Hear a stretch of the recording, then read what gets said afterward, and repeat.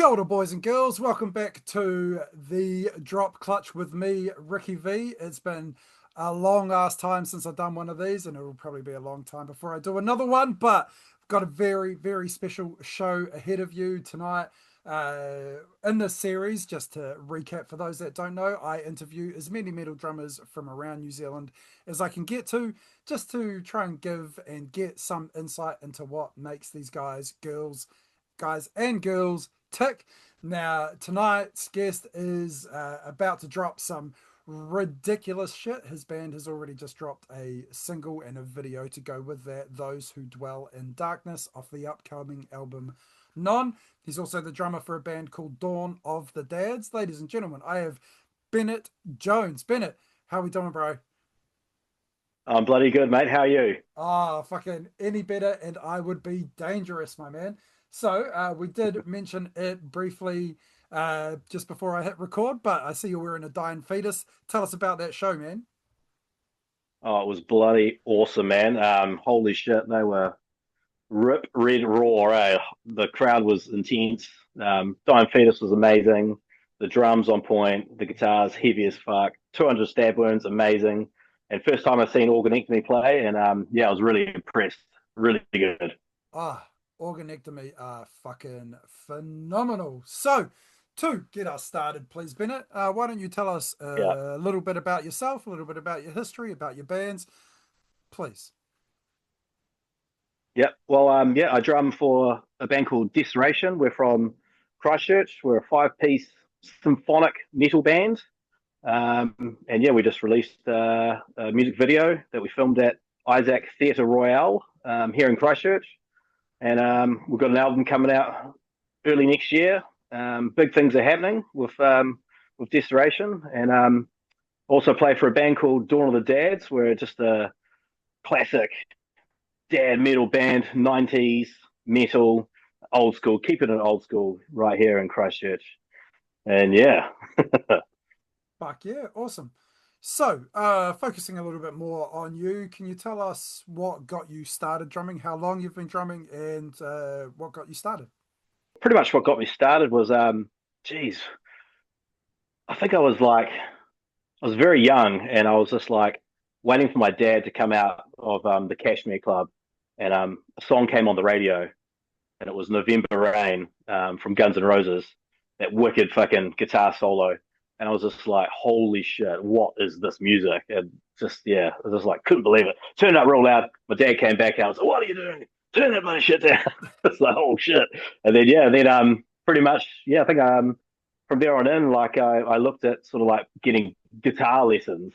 And a dude like Clary Light in Thorrington Primary was doing guitar lessons, and I just rocked up to there and thought I was going to be a guitar player. I seen them old drums sitting in the corner. I was like, oh, what are them sitting over there? Yeah, I want to play them. So yeah, basically just started very young. I think I was 8 years old.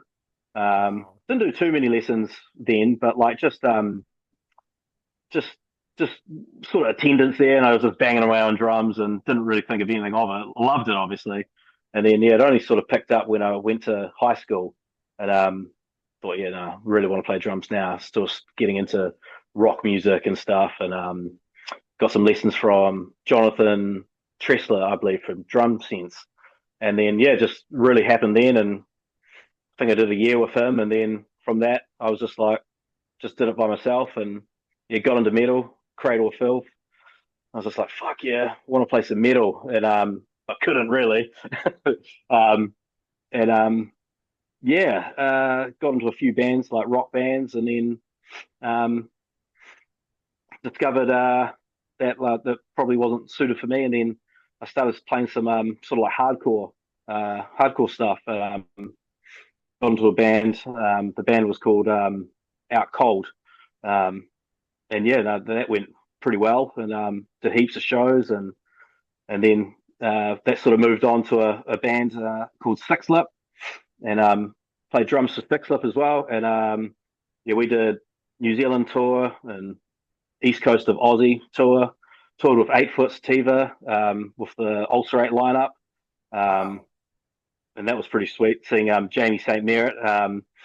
And then, yeah, just that sort of fizzled out. And just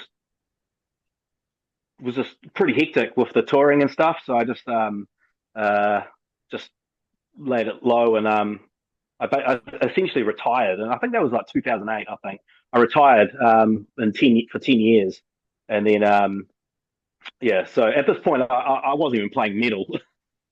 Really, I was just like rock to hardcore, and then a 10 year hiatus, and then I came back to it, and I was just like, fuck, well, I want to play to some bands that I used to listen to, like Emperor and Dimmu Borgir and stuff like that. So I just jumped back on the kit and just really worked on my skills.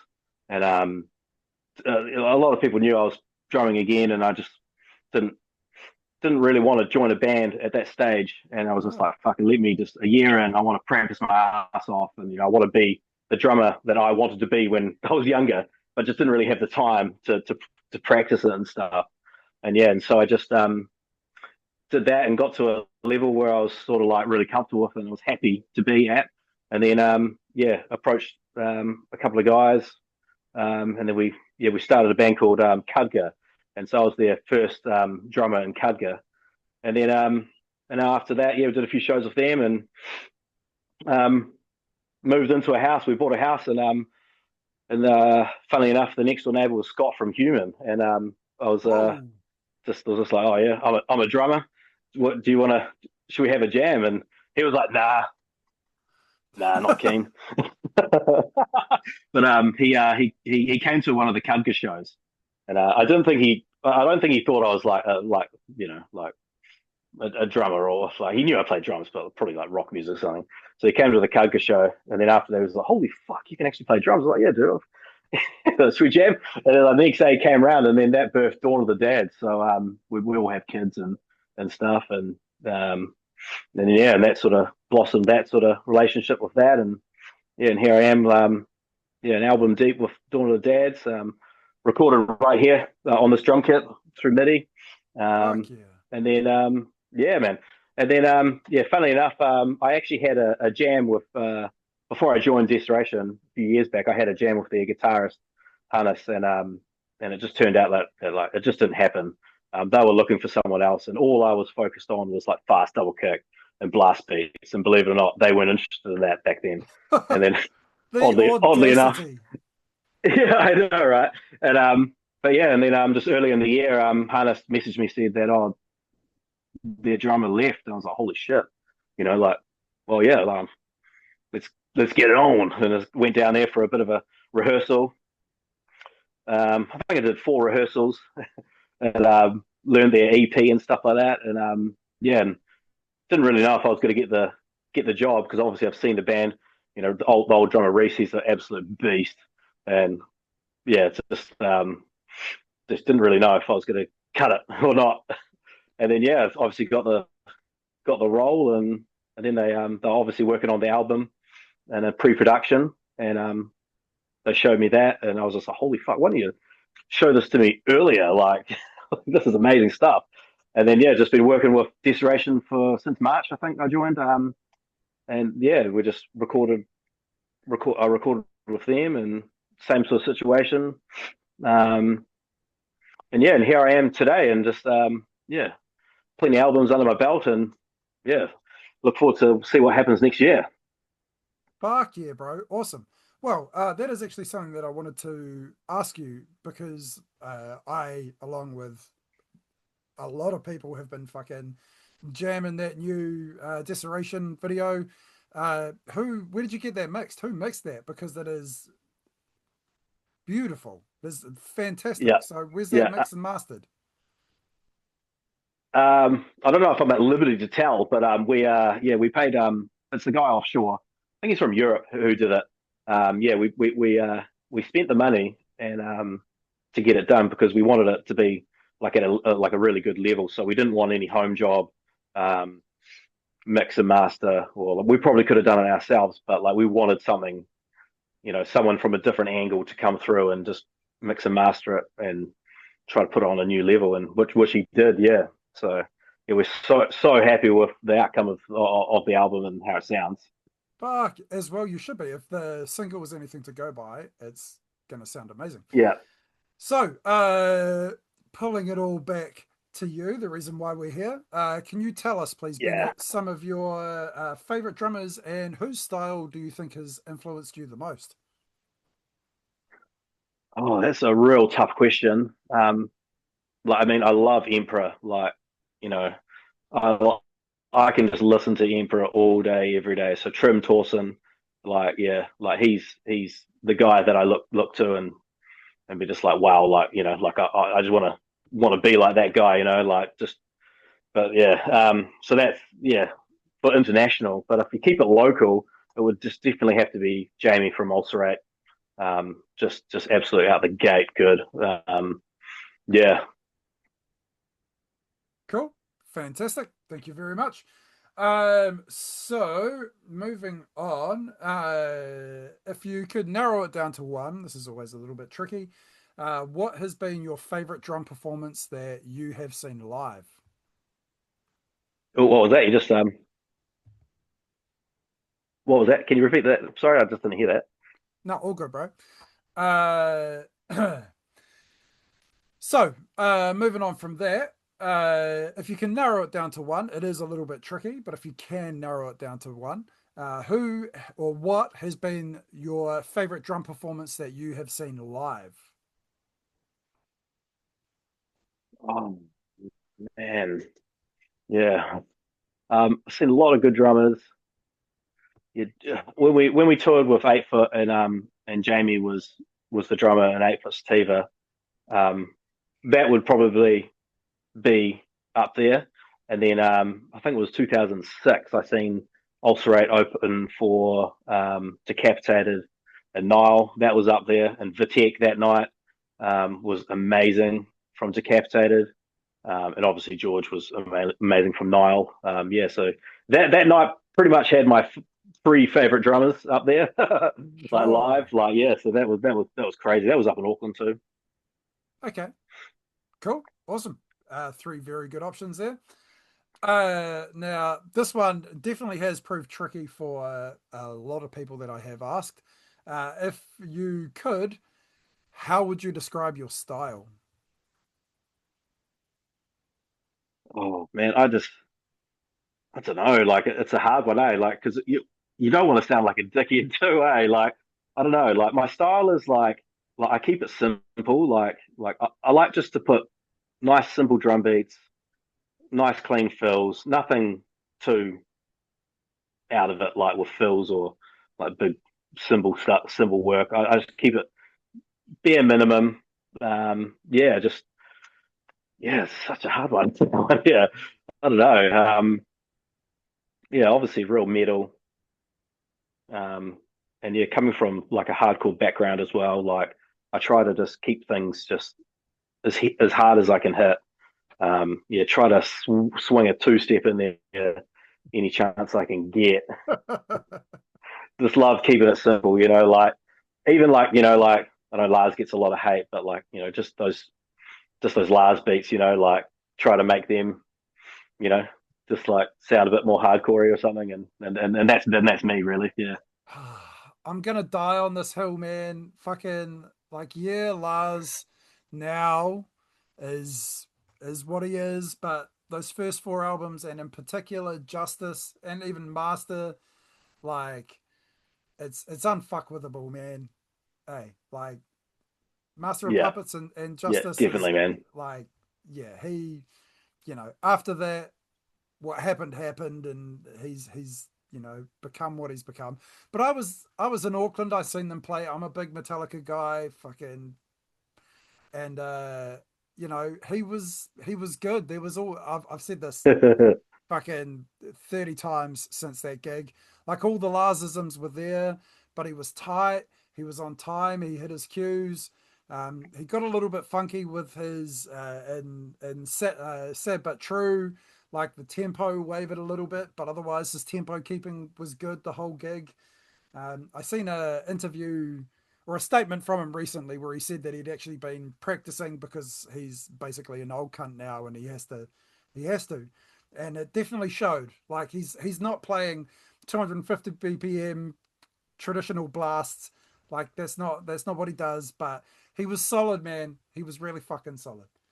So, like, Yeah, yeah, like I'm a Metallica guy.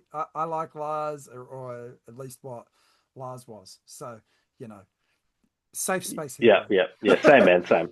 So, Yeah, you mentioned that you've been with Desoration only since March. Um, yeah, so, if you can you tell us what the writing process is for Desoration, and how much of a hand you've played in that? yeah. Well, yeah, the writing process is uh, yeah. So I got it into it like at pre-production, so everything was sort of like all there. Um, like the drums, like they gave me the drums, and I pretty much had to stick with like the beats. I could change things, but I couldn't change the beats. So if it was like a blaster match section and a skank beat in that section, and then like fast double kick in that section, like that was what it was going to be. But I could just like whatever, like I could have it on the ride, the crash, the China, or just whatever. If it's like a blast, traditional blast, or bomb blast, or whatever, I could mess with it like that. So and that's the sort of way that I've been used to as well. Like a guitarist would predominantly write the drum tracks, the ridiculous drum tracks that no drummer can fucking play. Yeah, yeah, yeah. Yeah, and that was the situation with this as well. And but obviously, yeah, I worked my ass off right here in this fucking garage through winter, through through the end of summer, and just absolutely slaved away. And yeah, came back and they were just like, oh, we weren't expecting you to actually play like that. I'm like, oh, you fucking wankers. Yeah, yeah. So I pretty much, yeah, came away with it and what they wanted, what was that pre-production level, and obviously I changed a few things. Like I think some of the double kicks was like in like triplets, and then I put it to straights, and we came to rehearsal, and it was like, oh no, Bennett's changed it to straights now. They're not triplets to the other guitars. He's like, oh fuck, like oh no, like we're playing that tempo in straights, and like oh my god, Oh, yeah, good, good. Turn it back on them. Fuck them guitarists, yeah, eh? bloody oath, man, bloody oath. Cool. So, moving on from that, obviously the reason why we're here is to talk about your drumming. Can you tell us, please, is there a specific technique that you are working on or practicing at the moment? Yeah, like it's just a never-ending struggle. Like I just don't know if I'll be ever happy with with like every technique or whatever. But like I've got a mix of things going. Like with the feet, it's like double strokes, and then working on single strokes. Obviously, different tempos and different muscle groups. And then with the hands, it's like I use fingers and a lot of just whipping motion as well. But then when you add the fingers in the whipping motion as well with the rebound, it's sort of like how I describe it. It's sort of like push pull, but it's not push pull. Like I've seen people like Hellhammer doing push pull, and that's not what I do. It's like wrist and a finger. Like it's real weird. But that's what I pretty much do, and yeah, just working, getting my left hand up to speed, and to try and match the right was a bit of a challenge, but yeah, we're Yeah, getting there. yeah. Yeah, and just yeah, just lots of practice with the techniques. Like I'll get home after work, we're absolutely freaking knackered, and all I want to do is couch potato. But I just force myself to come here for an hour, and then not essentially just working on just technique, but I might just chuck something on, and then be like, oh, what's like I don't know, like aborted. I'll chuck aborted on, and I was like, oh, let's try to keep up with this guy. Ooh. But and it's just to see how we go. Like, yeah, I love putting the Vault of Horrors on, and Deadbringer. That's one of my favorite Fuck to yeah. sort of like try keep up with, and then yeah, like that keeps me on check. And then when I come back to my other bands, I'm just like, oh yeah, this is pretty slow. I can do this. Ah, sure. Cool. So, Bennett, now we're going to get into a game that I call First, Last, Best, and Worst. This is where you tell us about the first show that you played, last show that you played, the best show that you played that is open to interpretation. We'll get into that in a second. And the worst show that you've played that is also open to interpretation. We'll get into that in a second as well. But to start us off, why don't you tell us about the first show that you ever played? Ever. Oh, the first show that I've ever played. Have to think back to high school on a music tour that we did in a rock band. Um, Geez, I can't remember what we played, but that was the first ever gig that I played, and yeah, we did it all around the South Island. I can't remember. I'm trying to Wow. think what we fucking played. Um, but yeah, and that could be the worst one too, to be honest. Sure. So you played in a high school band. Was it like part of a high school curriculum, or was this you and some friends at high school? Yeah, it was both really. For that tour, it was just like Cashmere High. You know, had like a big band, the concert band or the jazz band, and then a rock band came on like a South Island tour, and yeah, went to like Dunedin, Queenstown, Timaru, Geraldine, Nelson, and then back around to Christchurch. So we played this one track like 10 times. It sucked from the first one, and then we got back to Christchurch, and it was really good. Oh yeah. Fuck yeah, man. Yeah. Awesome. Awesome. What It was was, the it was Everclear Santa Monica. Everclear Santa Monica? Okay. Yeah, we played that one song. Oh really? And that was it? Just the one Yeah, song? that, yeah, that was it. Yeah, Sure. Fuck it. Why not? You're a high school band, yeah. right? Cool, man. What was the last gig that you played? The last gig I played was for Dawn of the Dads at Darkroom. Yeah, sold out concert of ours. Okay. Whereabouts is Darkroom? Darkroom's just here in Christchurch on St Asaph Street. Yeah, it's just this wee little it's an awesome venue. This wee little venue. It's called Darkroom because it's just basically a room and it's dark. It's got a stage. Yeah, and that's our piss. Sure, sure. I was just down in Christchurch a couple of weeks ago. My band played a show down there. We were at Churchill's Tavern. Churchill's Tavern? Yeah, Churchill's Tavern. Yeah, Like that was aside from the Airbnb that we were staying at and the bar, like didn't have time to go anywhere or do anything else. So, I'm from Wellington. yeah, I don't know Christchurch that well. I know from there to there, but that was about it. Cool. yeah. So, this one, obviously, you've got a breadth of shows to choose from, but if you could narrow it down to one, what's the best show that you've ever played? Now, I said this was open to interpretation. This can be the best that you played, it can be the best crowd attendance or the best atmosphere, which, as musicians, we know really fucking matters. It can be the best bands that you played with. It's really open to interpretation. What do you think is the best show that you've ever played, please, Bennett? Yeah. Oh man, you like to have the hard questions, eh? Hey, Yeah. Oh man, I think I've got two, but I'll try and narrow it down to one. Um, yeah, just sort of like how I mentioned how I had that 10-year hiatus. I think my comeback show with Khadga, um, ironically enough, at the same venue, the Dark Room. okay. Um, yeah, that was probably one of my favorite shows, I think, to this date because yeah, it was my comeback show. I had a lot to prove. Um, yeah, Khadga are great guys, and yeah, we just that night we just fucking slayed it, and yeah, we were pretty happy with our performance. Awesome. That's as we musicians tend to be very critical of ourselves, and to walk away from a show and think that you've performed well is uh it's not as common a thing as most people would like. So that's really fucking awesome, bro. Yeah, Then moving on to the last one, the worst show. Now this can be, as I said, it can be the worst that you played. It can be, or actually, as I didn't say, I'm sorry. It can be the worst that you played. It can be the worst gig in terms of atmosphere, whether there was fights or whatnot, or illness or accident, or uh, tool failure that happens. That's something that I Ooh.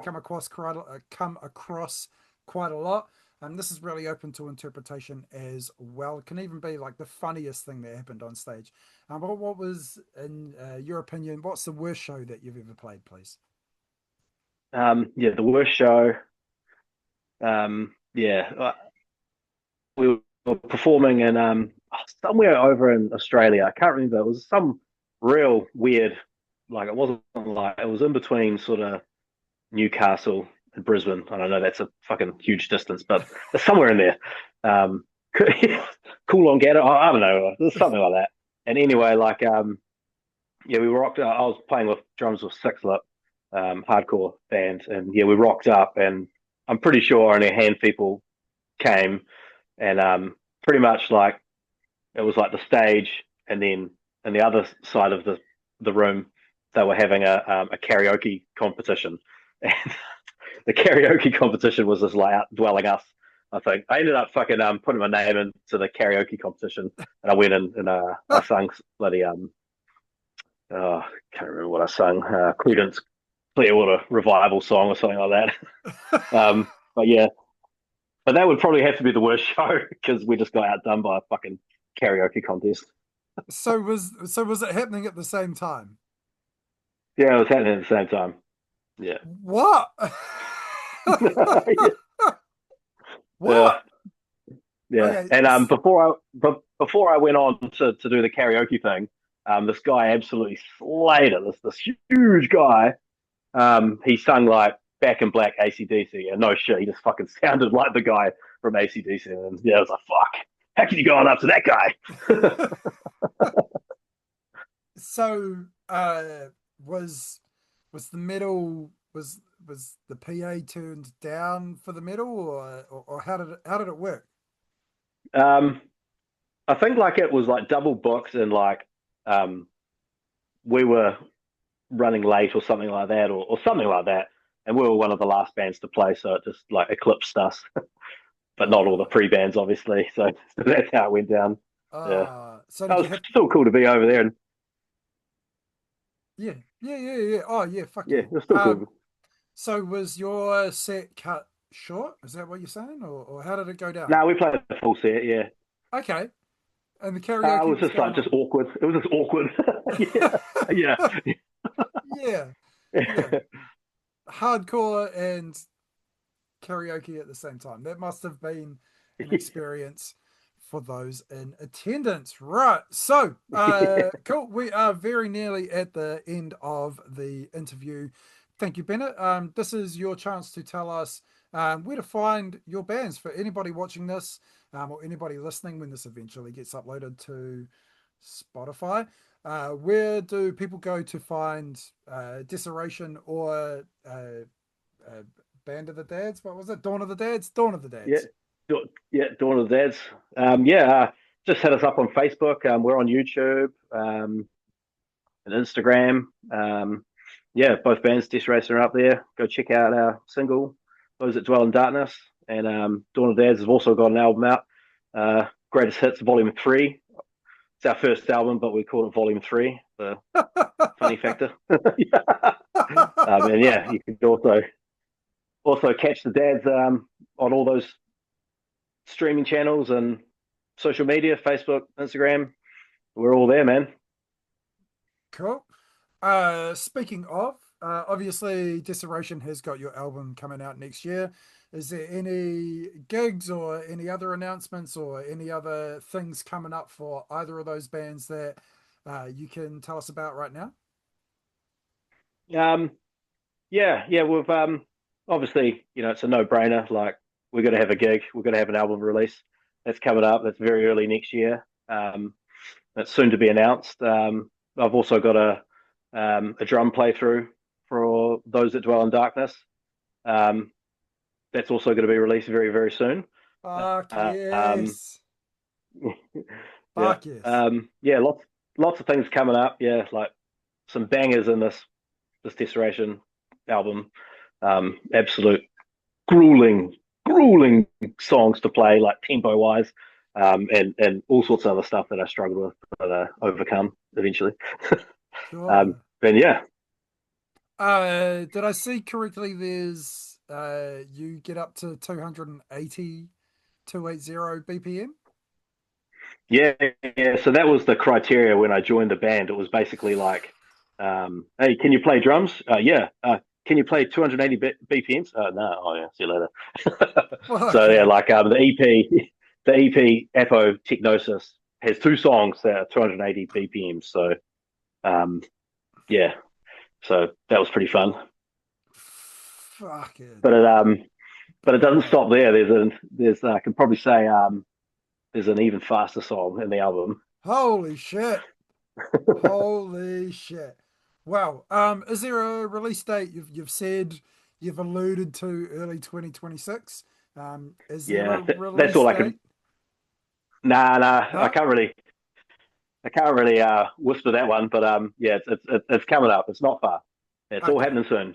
Okay. Well, I, along with a whole bunch of people, are going to be very fucking excited for that. If the release, the single release, the video is anything to go by, this is going to be a fucking banger. So, Bennett, this is the very last part of the show, my bro. This is where you get to plug, even though we've just done that, but you get to plug anything that you want to, and also make any shout outs to any people that you want to make shout outs to. Bennett, sir, the floor is yours.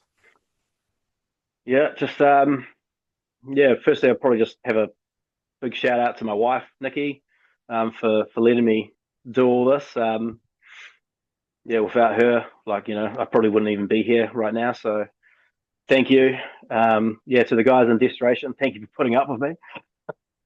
For the guys in Dawn of Dads, the same as well.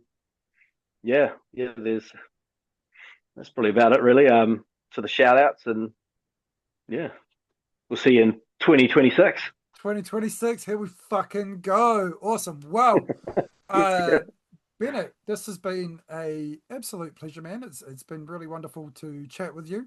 Hopefully, I'll get to see you up here in Wellington, or hopefully, I get to bring my band back down to Christchurch and we get to see you down there. Thank you so much for your time, bro. If there's anything left for you to say, definitely. now is the time. Cool. Fucking rock on, And man. wow. Thank you so much, Bennett. Thank you. Thank you so much, Bennett. This has been really wonderful. Thank you so much for wondering, for watching. I will see you whenever the fuck I see you. I don't know when I'm going to do the next one of these. This has been the Drop Clutch with me, Ricky V. We'll see you later.